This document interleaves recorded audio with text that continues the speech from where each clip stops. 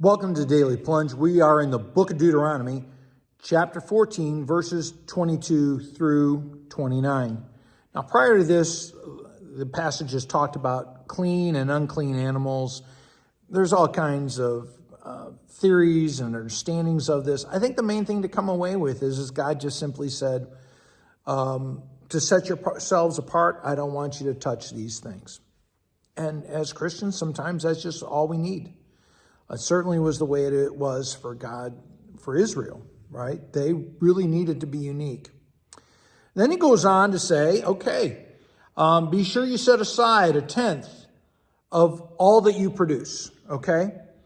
A tenth of your yearly harvest, and it's to be set apart, which means it's to be seen as holy, devoted to God, right? Just as God's people are devoted to God, a tenth of what they produce is to be set apart and holy to God.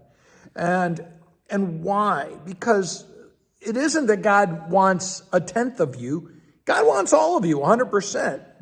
The giving of the tithe is to acknowledge the Lord is the source of all our blessings, that he is the one who provides, and therefore acknowledging the Lord is also the owner of all.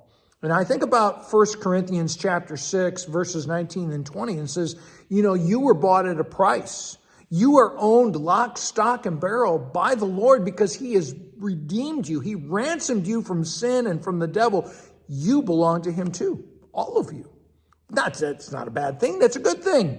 And so he says, he goes on in Deuteronomy, in the presence of your God, in the place where he chooses, where his name dwells, where his essence and power and authority dwell, you are to eat the tithe of your grain, your wine, your oil, the firstlings, the firstborn of your herds and flocks, with your family, with your clan, with all the people of God, who are there.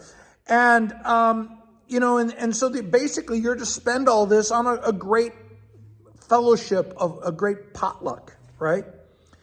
And so that you and your household are rejoicing. The whole point of this is to rejoice, to be grateful, to be thankful, to see the world with joy because God provides. And then it goes on to say every third year, you're to store it up. Instead of consuming it, you'll store it so that the Levites and the poor, the widows and orphans and those who are needy will be taken care of, because you're not to have any needy among the people of God. Now, you have to understand when these ideas get used by politicians to advance the social welfare of the government, to enhance the power of the government, we should just remember that what God is talking about in his word is a theocracy.